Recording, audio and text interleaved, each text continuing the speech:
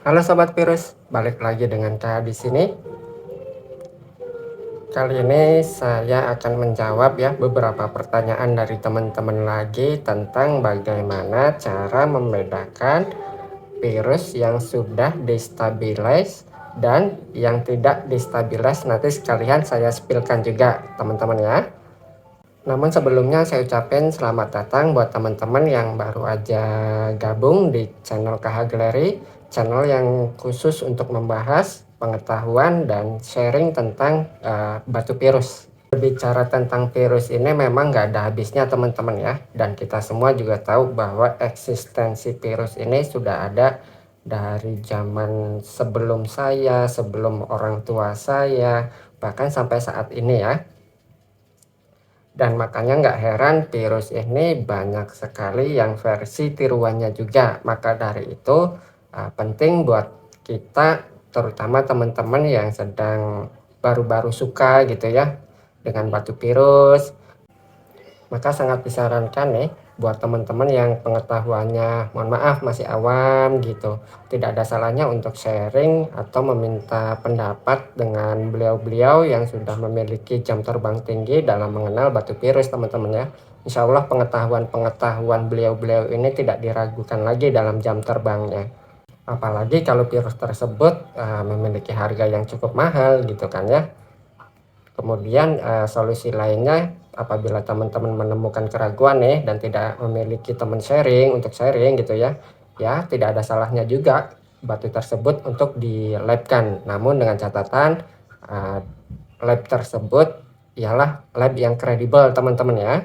Nah sekarang kita bahas teman-teman ya, bagaimana membedakan virus yang sudah destabilize dan yang tidak destabilize. Nah, apa itu treatment stabilize? Di video-video kemarin sudah kita bahas teman-teman ya. Alangkah baiknya teman-teman tonton aja dulu supaya tidak ada kesalahpahaman dan salah penafsiran dalam penamaan stabilize itu sendiri. Karena tidak sedikit juga masih banyak yang salah mengartikan apa itu treatment stabilize. Treatment stabilize sendiri cukup lumrah ya teman-teman dalam batu virus, tidak hanya di Indonesia saja tapi juga di luar negeri, terutama di Amerika gitu ya, kemudian di Cina, di Eropa, itu rata-rata sudah destabilize semua karena pasar mereka ini beda dengan pasar Indonesia teman-teman. Kalau di pasar Amerika, Cina dan Eropa itu virus itu rata-rata pasarnya dijadikan sebagai jewelry ya, sedangkan di Indonesia ini sangat banyak sekali saya lihat itu definisinya ya, mulai dari seninya gitu kan, kemudian sampai ada kontesnya juga gitu, kemudian selera pasarnya juga ya beda di Indonesia. Nah berikut beberapa contoh nih teman-teman ya, virus yang sudah destabilize dan yang tidak destabilize. Kebetulan saya masih punya teman-teman, mungkin kalau di video atau di foto itu kurang begitu jelas ya, tapi nggak apa-apa ya, saya terangin aja dulu teman-teman ya.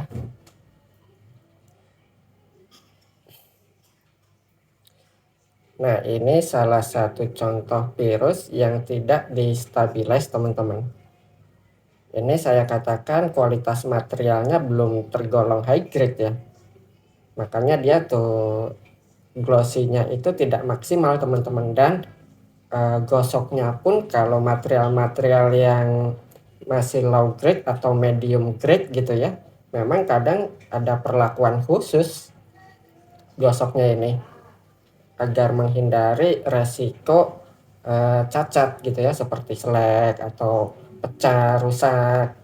Makanya setelah sudah dipola seperti ini, itu nantinya akan digosok secara manual menggunakan mika.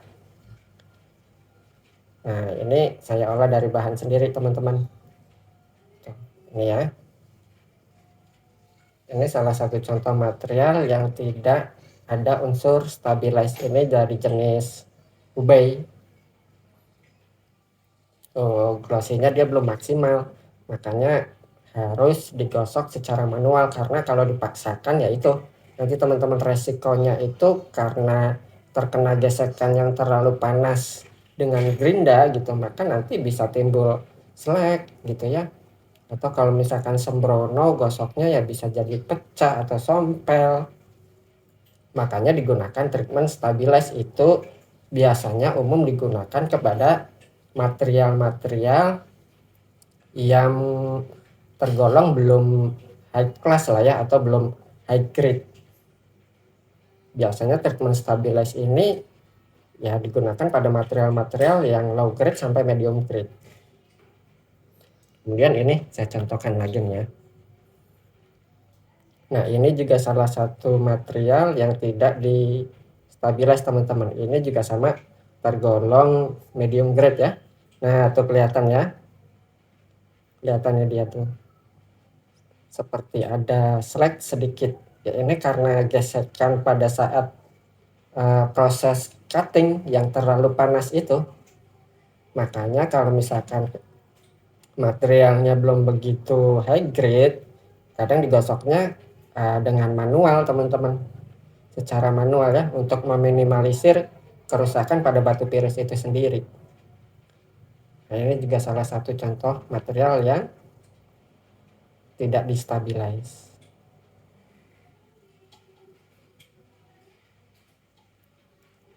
Nah, makanya stabilize itu digunakan agar menghindari resiko atau meminimalisir resiko kerusakan pada virus tersebut, teman-teman. Nah, ini salah satu contoh virus yang sudah distabilize, teman-teman ya.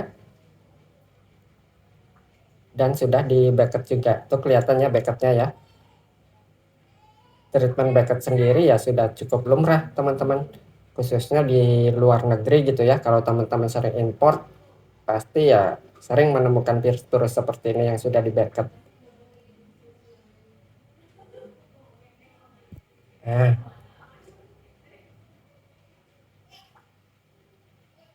ini sudah di stabilize, teman-teman.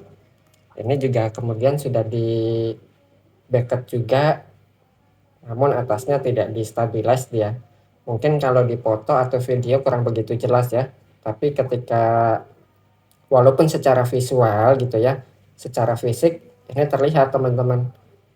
Nah, bagaimana cara membedakannya?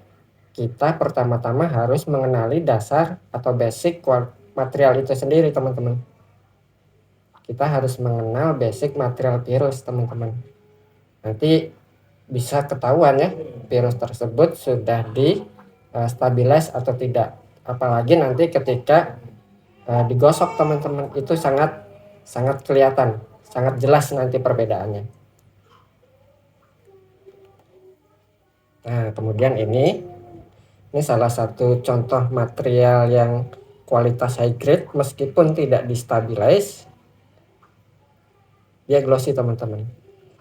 Porselen dan padasnya itu sama-sama keras, walaupun itu warna biru atau warna hijau, warna toska, warna apapun gitu ya. Kalau materialnya high grade meskipun tidak distabilize dia bagus, teman-teman, glossy.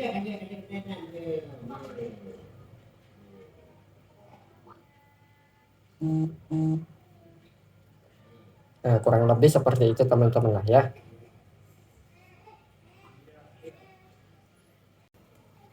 Nah, apakah treatment stabilize ini hanya ada di jenis virus cincang dan Amerika atau Mesir saja? Tidak, teman-teman. Treatment stabilize pun banyak digunakan pada virus jenis Persia ya, atau yang dari Iran.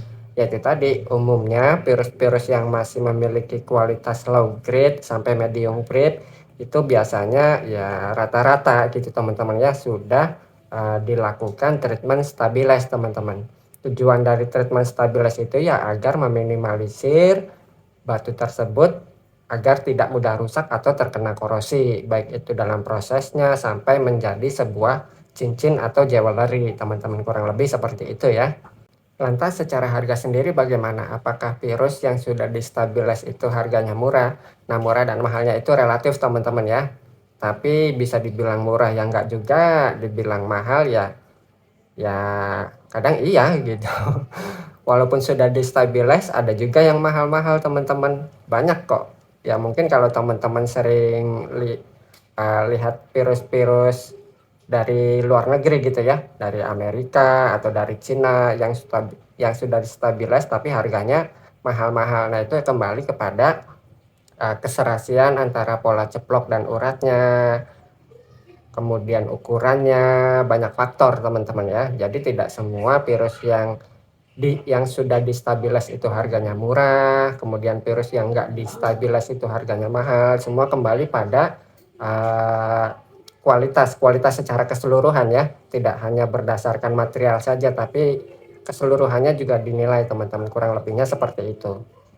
Dan salah satu keunikan dalam seni batu virus teman-teman ya, bentuknya itu tidak harus perfect seperti batu-batu pada umumnya. Terkadang kita pasti sering lihat ada yang bentuknya tidak presisi gitu ya, atau ada yang ngerikil atau sampai korosi gitu. Nah, disitulah teman-teman seninya pasti ada sesuatu yang dipertahankan dalam virus tersebut. Entah itu karakternya ya, pola ceploknya, atau konsepnya ingin dibuat kerikil gitu ya. Ya sudah gitu, dibiarkan seperti bahan kerikil seperti itu saja gitu teman-teman. Nah, jadi kurang lebihnya seperti itu teman-teman, perbedaan antara virus yang sudah distabilis dan tidak distabilis gitu ya. Kemudian secara harganya juga tadi sudah saya sampaikan. Kemudian juga tadi alasannya gitu kenapa virus tidak presisi, terkadang bentuknya gitu kan sering kita lihat, atau bentuknya ada yang rigil juga, ada yang serem juga. Nah, disitulah seni virus teman-teman. Oke teman-teman, segitu aja sedikit penjelasannya ya. Semoga bermanfaat. Jika ada kurangan silahkan ditambahkan. Jika ada kesalahan silahkan dikoreksi. Jika ada pertanyaan silahkan ditanyakan di kolom komentar ya. Semoga sehat selalu dan salam lestari virus Indonesia.